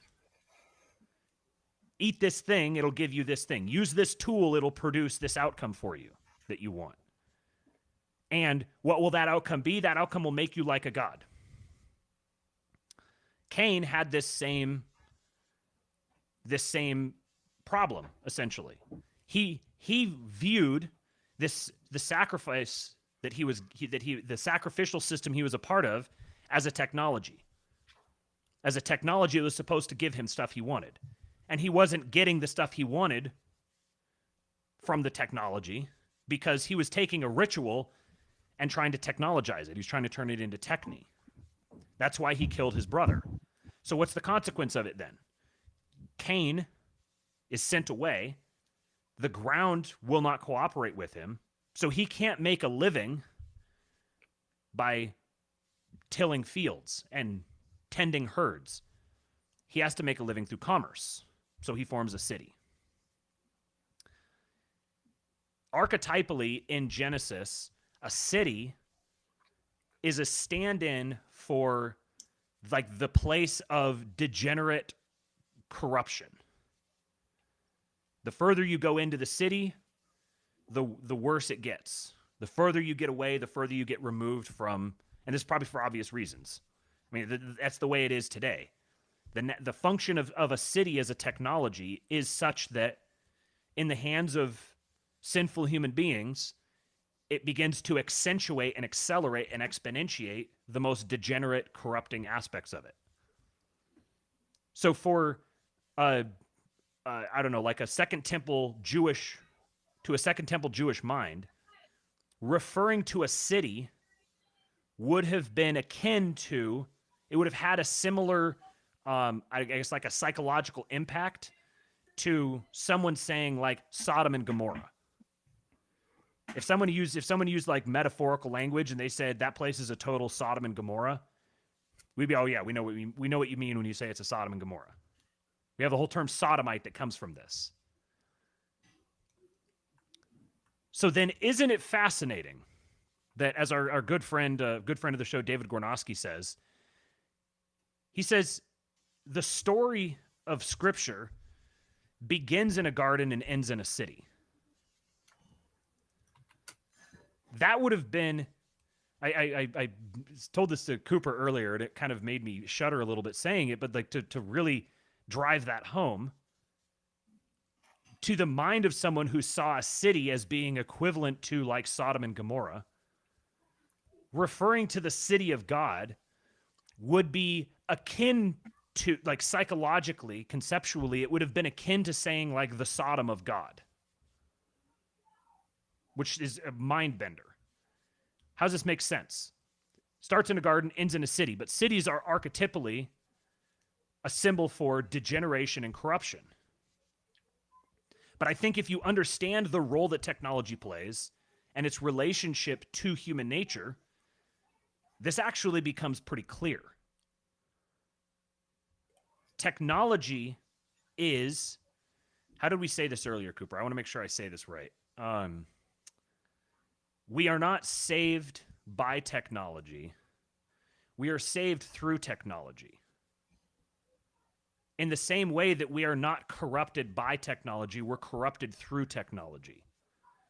We are corrupted and we corrupt the technology, and then the technology accentuates that corruption. But again, human relationships fall under this category of technology. Ritual. Yes. Yeah, rituals. Ritual is a form of technology. I'm not saying a ritual is the same thing as a cell phone, but when you use the cell phone, you have rituals to using that cell phone. These things are inseparable from one another. You participate with technology in ritual form. So, building the city of God is a technological undertaking. That's not to say, don't take me out of context, that's not to say that the city of God at the end of Revelation is a literal city made out of brick and stone that we have to go build. And that our calling, I'm not saying that our calling is that we need to like build heaven on earth. I'm saying that this conception of time, of us like being at the end of the world, and so now somehow, it was a great thing when our ancestors built the cathedrals. That was awesome. That was fantastic. It was this beautiful display of human spirit and ingenuity and worship of God, and they had these fantastic, glorious things. But now if we go build things, if we go employ cutting-edge technology to build something fantastic and wonderful, oh, that's you're just being corrupted. This is Ludditism. Or Luddism. I don't know what. I think it's Luddism, I think. Either way, you know what I mean. What Brody is. Yes. Aaron K says, do you guys think that as technology becomes more and more powerful and encompassing, that humans are more prone to worship themselves? Yeah, I think that technology is like a sword that cuts both ways. So technology becoming more and more powerful is both gives humans something else to worship, but also latently is them worshiping themselves because they're the ones who are creating and generating the technology. The ability to create and generate and use technology is, it's like this is a good thing about humans. This is how humans were created. We were created for this. I almost said that it's a divine capacity of humans, meaning that it's like a capacity of humans that's been given to them by God. But I realized you could try to apply that retroactively, and I'm trying to say that like God uses technology. I'm not going to go so far as to start making claims on that front. But the use and development of technology, when not undertaken in service to God, becomes the formation of empires. This is kind of the real point that we're driving at here. So the spirit of Cain, which is, you could think of this as like the spirit of technology not subordinated to the church, not subordinated to God. The spirit of Cain ultimately manifests in the Tower of Babel. The Tower of Babel is the like apotheosis at the time of this spirit of empire, the spirit of techne. The Tower of Babel was a transhumanist exploit. We're going to build our way to God. And not in the sense like they weren't retarded. They weren't like, oh, if we build a building that's tall enough, we'll be able to boop God in the nose. They were like, they were trying to transcend their current state by building a global empire and accumulating all this wealth and power that they could use to buy off demons and essentially begin acting as gods. Because what technology does, when you begin using a technology, it allows you to have an outsized impact relative to yourself. It becomes, you plus technology becomes something that is where the sum is what is it? The whole is greater than the sum of its parts. Because technology has this leverage function baked into it. So this spirit of empire begins with Cain. Cain heads off, founds the first city. These cities they get involved in all this industry, et cetera, et cetera, et cetera. And so people will point to that, and they'll say, "Oh, look at this! See, it was Cain, and it was Nimrod and Tubal-Cain, and they were building all the tools, and they had all the technology, and Prometheus, and this is why technology is bad." Completely glossing over the fact that Abraham was implementing technology. He was using technologies. Human beings throughout all of history, good and evil, have made use of technology.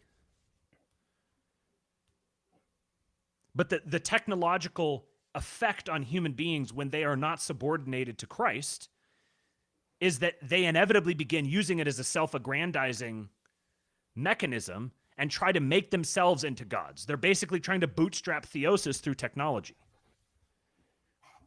And the way that ultimately plays itself out is in the form of empires. So empires rise as mankind is attempting to leverage themselves to the status of God. And then inevitably, because this being, this empire, which functions kind of like a being, it's fundamentally dead. It doesn't have a life. It's not incarnated. It's like an artificial intelligence. The empire is an artificial intelligence that's been manufactured by mankind, as mankind is trying to invent himself into becoming a god. So you have the rise of one empire, and the one empire takes over the previous empire. Again, like we said earlier, these overlap. So it's not like the empire collapses, and then there's like a period of time, and then the new empire starts.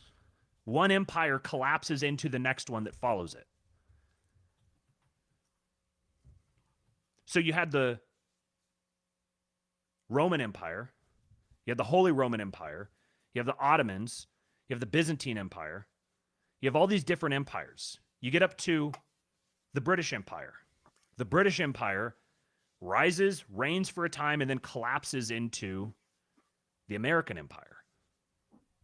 The American Empire it's a son of the British Empire, so they're very similar. There's a lot of overlap, conceptually, spiritually, temporally. But ultimately, the American Empire is something different, and it rules on different premises.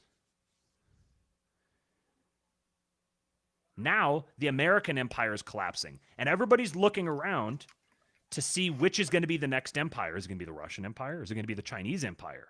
Is it going to be the BRICS Empire? And what seems abundantly clear to me at this point is that the next empire, the empire that's already being crafted out of the accumulating wreckage of the American empire, is a digital empire. The digital empire is not beholden to a particular nation state or a particular people. It's being, the idea of empire is being depersonalized. The meaningfulness of nation state and national borders is beginning to dissolve. It's beginning to lose its meaning. We live in a globalized culture now. The technologies that we partake of in day-to-day life, like this thing here, is someone 100 years ago would have associated the types of behaviors that we partake in together using these technologies. They would have associated it with demons.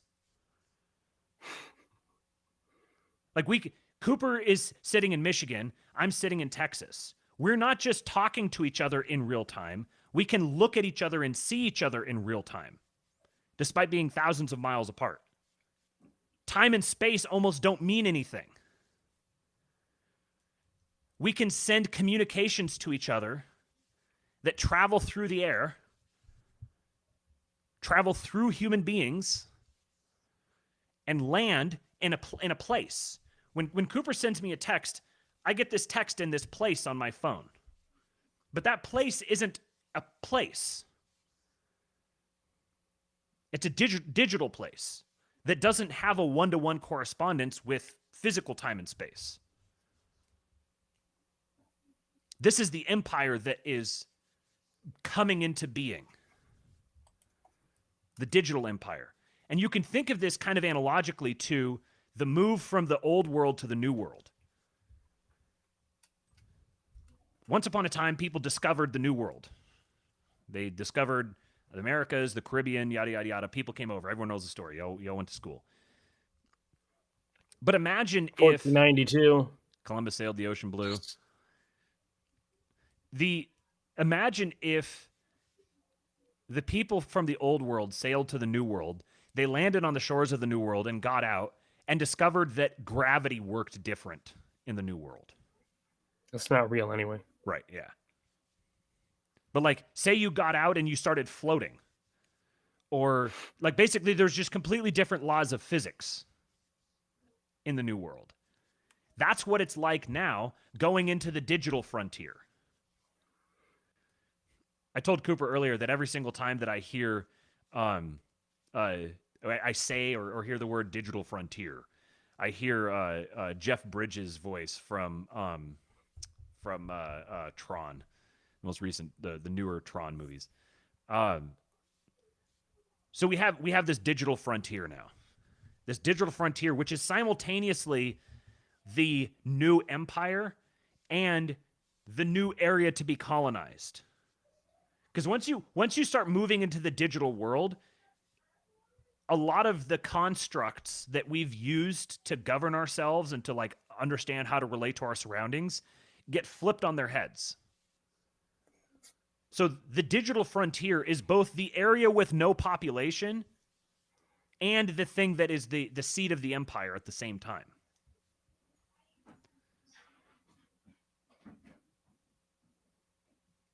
I was listening to a conversation with a guy recently that Cooper and I want to get this guy on the show and have a conversation with him because he is a fascinating character. He's basically the only person I've seen thus far who is both an Orthodox Christian and a student and understander of accelerationism, which I'm just barely grasping myself, but he gets it. And he was having this in this interview, and this guy pointed out that there are very few people in the public sphere talking, making their voices heard, contributing to the conversation, et cetera, who are both like intelligently Christian and actually understand technology, or actually looking at it and taking it seriously, not just treating it as a passing fad, or just kind of sitting there and being like, yeah, whatever, this technological world's going to be built around me, but whatever. Like, not fully appreciating the magnitude of what it's going to look like. Like, you're not going to escape this digital world. You're not going to be able to not live there. That will be functionally equivalent to extracting yourself completely from society. You're going to have to become fluent in the digital world, being able to operate there. And by the digital world, I'm not just talking about like social media. Social media is a component of it. But this digital landscape is kind of like this. It's like the new world that can be developed and explored and colonized. And somehow it's like people within this Christian right-wing sphere have this aversion to actually leaning into that. Hey, we have this new territory that we can go colonize. Like the people from the old world had the new world that they could come travel to, and they could go colonize this new territory. Imagine if the Christians had just said, that's too dangerous. That's all those Americans, they're kind of crazy over there with their democracy, and there's Indians and whatever, bears. We can't even imagine the size of their mountains, or whatever the thing was that they were freaking out about. And they were just like, no, we're going to stay here. You let the new world kind of do its thing, and this is where all the power is. This is where all the wealth and history and everything is here. So they're not going to be able to do anything of import. But that becomes the seat of the global empire that completely just turns the entire old world into a bunch of vassal states. That's what's happening again. History doesn't repeat itself, but it often rhymes. This new digital space is ripe for the colonization. And we need Christian right-wing people who recognize this and are willing to begin doing what's necessary to figure out how to do that. Which I think begins with, first of all, actually being optimistic and hopeful about it. Actually recognizing the opportunity. Not seeing this as some cynical kind of like, oh yeah, just got to drag myself in there and get myself corrupted with all the filth of technology and whatever. Technology is not a fundamentally evil thing. There are great and wonderful and amazing things that we can do in this technological world. And if we don't do that and start building in that world, then it's going to be used to enslave us. And this is where the feudalism, the resistance is feudal thing comes from. If you begin seriously talking about the way that you can structure, the way it's possible to structure societies that exist in digital real estate, where you aren't subject to the same constraints of time and space, it is the perfect territory for a reintegration of both the stodgy traditionalism of the old world and the restless entrepreneurial spirit of the new world. You can reintegrate those things in digital space, where you don't have to be. Think of you have a feudal lord. He has his territory. He has his people who work within his territory, and then he has like his vassals. But he's constrained by the nature of space and time. Being able to move resources to and fro, his land butting up against somebody else's land, he can only expand so far. There's like a natural constraint limiting his ability to scale his operations. That doesn't exist in digital space. If you imagine a community, imagine a digital community. It's like land. You can analogize it to like a guy who has a plot of land, and he takes that plot of land and he subdivides it up into little properties. Somebody comes and they buy those properties. He agrees with them. They're going to come settle on those property. Their responsibility is to increase the value of their given plot. If they increase the value of their given plot, it increases the value of the entire thing. Everybody involved gets better. It's kind of an adaptation on Moldbug's patchwork. So each of the property owners is a shareholder in the entire thing. Well, one of the ways you might try to increase the value of your property might be to subdivide it. You subdivide it, you develop each of the subdivisions, you get new shareholders in. New investment, more demand comes in, basic supply and demand. You've got an increase in supply. You get the increase in demand that comes. They fill up this space. Now you've increased the capacity of the community. You've increased the productive capacity if your immigration controls are inputted properly. But now you've kind of reached maybe like the limit of the scope here. You can't expand really beyond that point because I mean you have a building inside a house. You can subdivide that building into rooms. If you get real, I don't know, Chinese, then you can subdivide the rooms themselves, which cram as many people in as you possibly can. But this isn't a recipe for like thriving and growth. So you have within a digital space, though, you don't have those same constraints. You can create a digital territory. You can colonize that territory. You're not in a zero-sum conflict with someone else because there's theoretically infinite digital territory. And then you can subdivide that territory infinitely. So instead of being constrained by the ability to scale outwardly, you can scale inwardly. So you have your initial community. Your initial community is the father community. He generates son communities. Those son communities can be a fully fleshed out community that lives within the father's community. Each of those son communities can have son communities of their own that can be fully fleshed out, that live within the son's community that's nested within the father's community. Now, suddenly, you have a mechanism for social organization that allows you to start a family and build and scale that family in digital space. So what Matt is saying is that we're trying to start a pyramid scheme, and we want you all to sign up and give us money. Right, yeah. The ones who get in earlier are the ones who are going to make the most money. That's right. This is the subject that we've been thinking and like trying to reason through this, trying to figure out how this might work. Because if you're tracking with us to this point, if this is something that has still captured your interest, our viewership has remained relatively stable throughout this, so I don't think that we're boring you guys. Seems like you guys are tracking with us to this point. We're not saying we know exactly how it's going to work. We're saying we want to figure out how this is going to work and figure out what it means to be able to basically begin colonizing digital property.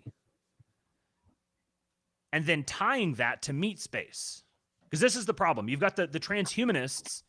It's basically on one end you have transhumanists, and then you've got gradations away from that, but they're all working on some combination of escape the body, escape meat space, upload your consciousness into the Borg. And frankly, imagine if you took, this is going to sound very dystopian, but imagine if you took, I don't know, half the world's population and you just housed them in pods where you have the setup I was talking about earlier, where they play video games all day and they earn digital tokens, and within those digital tokens, they transfer them to the corp, and the corp sends them their food, and they just exist there in a Black Mirror sort of way. Well, hey, there's a whole bunch more space out there now. There's a lot of territory that could be up for grabs. It sounds macabre, but like this is the reality that people are going to volunteer for that. They already are. They're starting off doing this in a distributed way, but they're going to become consolidated. No, I guarantee if you had the infrastructure and technology ready to go right now and you just said, all right, free housing, Who wants it?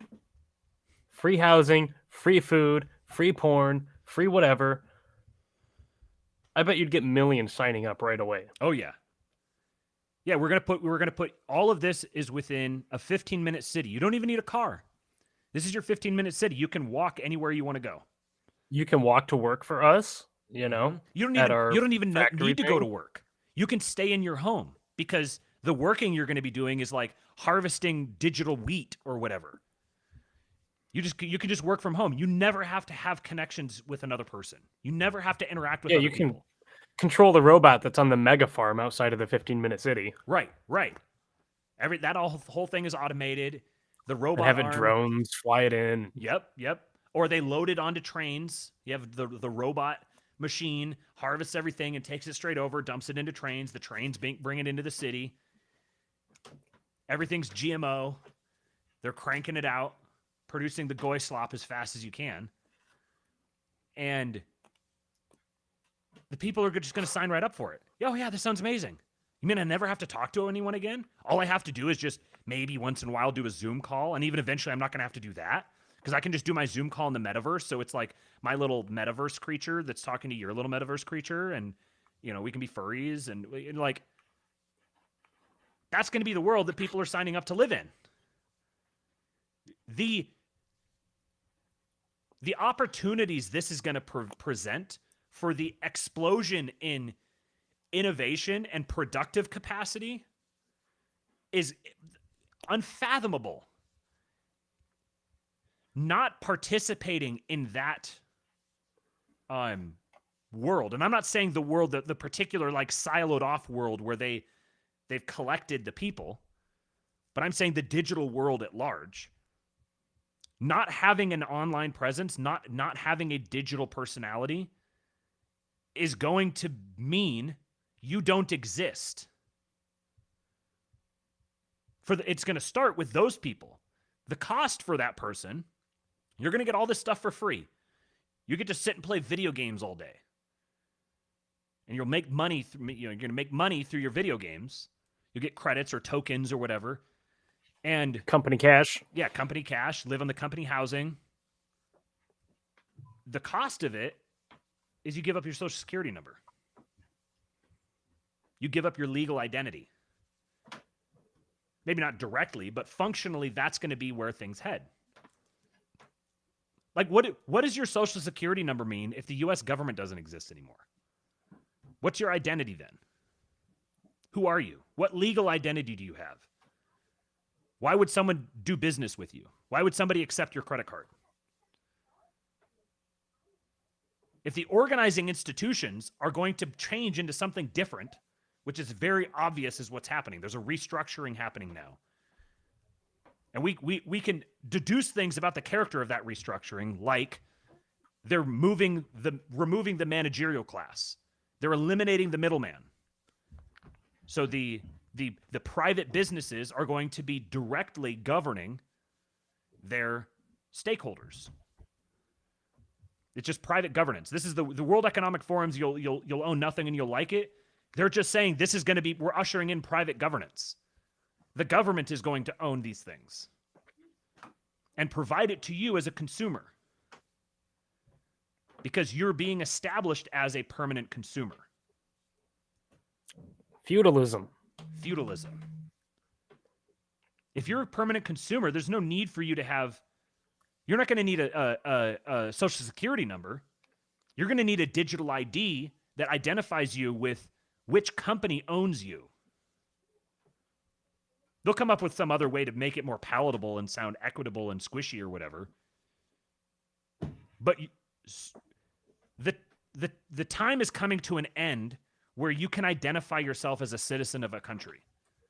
Because countries as functioning units are expiring.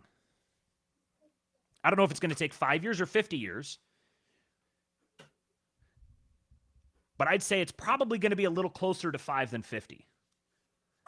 Even if it's not, even if it's longer than 50 years. That means you may not have to deal with this problem, but your children and grandchildren are going to have to deal with this problem. We shouldn't have to tell you that you need to be making children and grandchildren. That's fundamental. That's the very basic. That's the very basic thing you need to be doing. But beyond that, you need to be ensuring that you're going to create a world worth inheriting by your children and grandchildren. So it's not just that this digital world is going to exist and everybody's going to have to live in it by necessity. We're not trying to drag you kicking and screaming into this reality. We're saying that you have a responsibility to begin becoming fluent and operating in this world, recognizing what this world is going to become. You have a responsibility to do that and then become a competent person who produces value in that world. You have that responsibility. But this isn't a message of like, you should see this as it's being forced upon you. This is a brilliant opportunity. There's so much opportunity here. Innovation has stagnated across most industries that aren't strictly digital.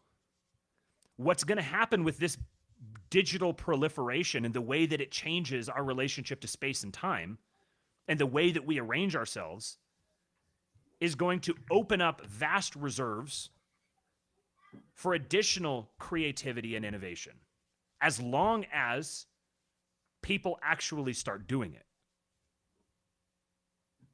There are going to be people who do it. The question is going to be, are the people who colonize digital space going to be satanic transgender atheists, or are they going to be Christians who are going to colonize digital space with Christian values, begin creating these institutions that embody our values,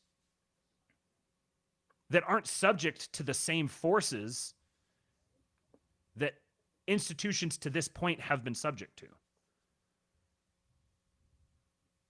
We'll have new ways of being able to restructure ourselves, to organize ourselves in such a way to maximize our own productivity, to be able to provide for our own families, provide for our communities, and to ensure, you can think of it from like a missionary perspective. If the new world is going to be colonized, someone's going to go colonize the new world, well, you better send some missionaries there, because otherwise they're going to colonize it with Satanism. So at the very least, you need to send out some what do you call it, like little organized groups that go out there explicitly for the purpose of missionary work. But it would be great if we could have industry leaders who can really move human culture,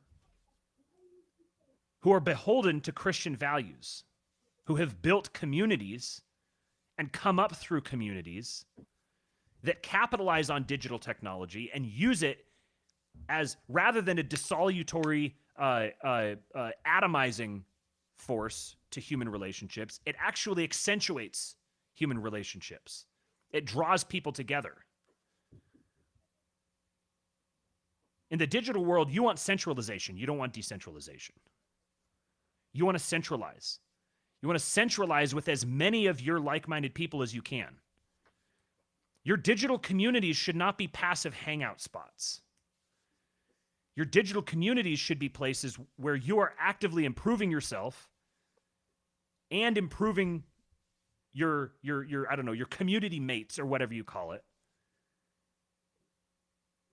by being a part of that community. You can even turn the community itself into an asset. This is part of what's going to cause a restructuring of human society, because the Republican governance model, the democratic managerial regime model, is massively inefficient and given over to corruption. We're talking about the Gen X guys who are the ones largely coming into power, and you're going to get the Gen X spirit gradually replacing the boomer spirit in social organizations. A major characteristic of the Gen X spirit is cutting through the bullshit. It's creative, innovative. It's also like, yeah, you've got all your like highfalutin, idealistic slogans and whatever that the boomers had, and Gen X kind of doesn't really have time for that. You have that punk kind of, like fuck your institution sort of mentality. And you've got the innovative entrepreneurial spirit in there as well that wants to engineer the perfect systems. That's the energy that's going to be applied in these spaces. So they're going to be selecting against bloated, inefficient, corrupt systems. The effect of this, the downstream effect of this, is that you're going to get more hard power and less soft power.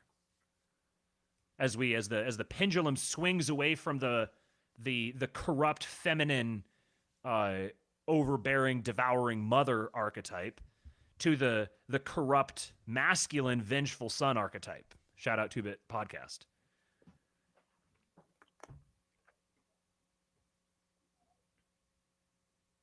So, I guess what's the big takeaway here? The big takeaway is this world is coming. This world that we're describing, it's coming. We don't know exactly what it's going to look like.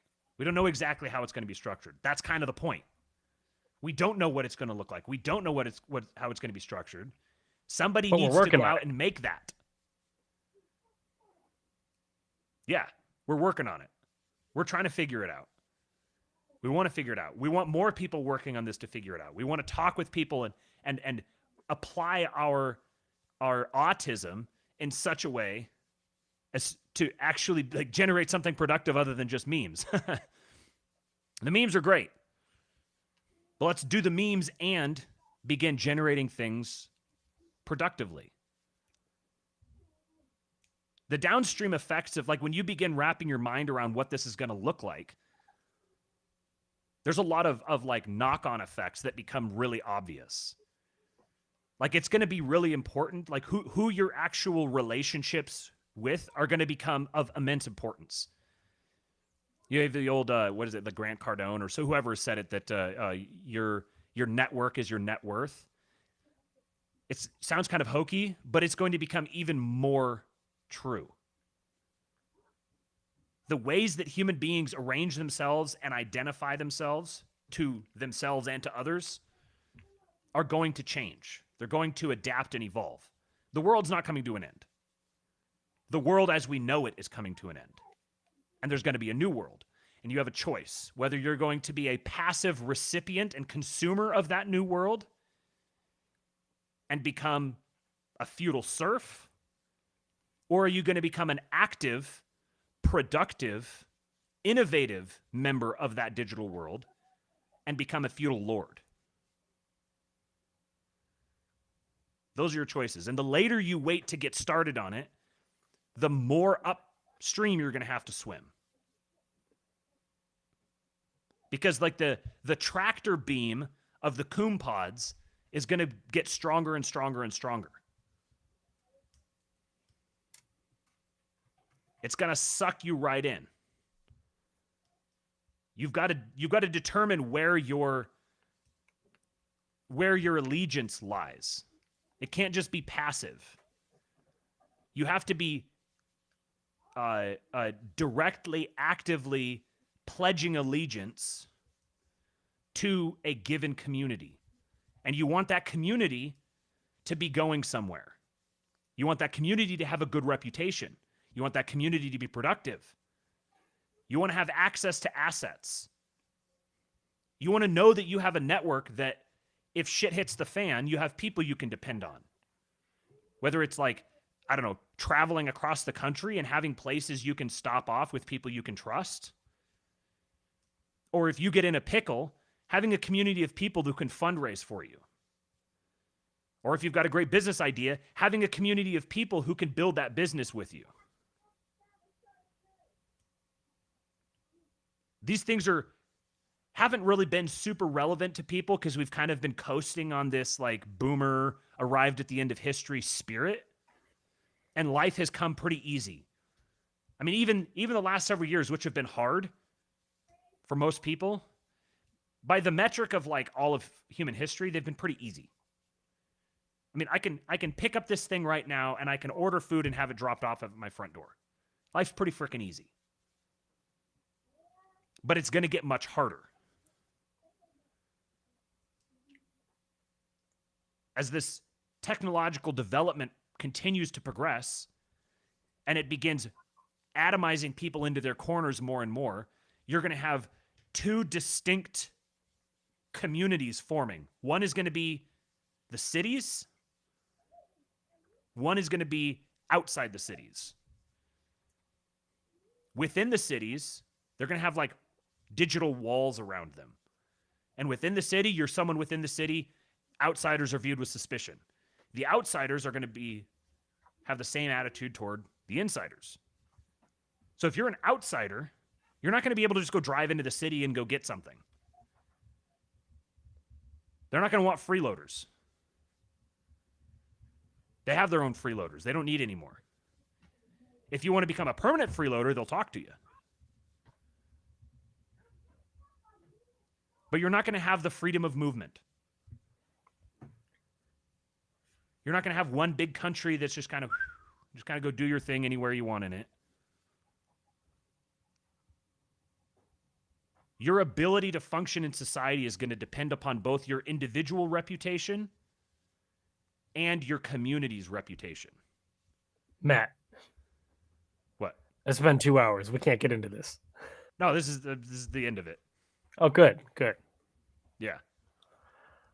I haven't even paid any attention to the chat for the last little while because I had I was in the flow. I think I touched on everything that I wrote down here.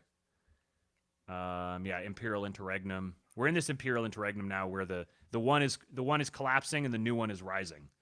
So you got to take advantage of this Imperial Interregnum and ensure that you're going to be in the right spot with the rise of the new empire. Sorry, Slowboy. Not going to get into it. We are over 2 hours. I appreciate you guys sticking on. Next time on the Real King Pilled Show, we're talking about why social credit scores are good. Yes. Reputation. Envisioning a world with no money. What else? We're going to talk shit about Orthodox Twitter. What else? Yeah, I forgot about that. Yeah. What else? I don't know. Pretty soon we maybe hopefully we'll have a good conversation with someone who have a lot of interesting things to say with respect to this. I want to keep his, if you know who he is, you might know who he is, but I kind of want to keep his name like a secret for now. We'll tell you who he is when we get it booked. But yeah. All right. Do all the things, follow, subscribe, sign up, all those sorts of things. If you're fat or skinny and you don't want to be, thirdpositionnutrition.com will help you be not fat or not skinny because you need muscle. Brody says, Ortho Twitter is ass pre-lest fest a lot. Yeah, right. Thank you guys. We will see you next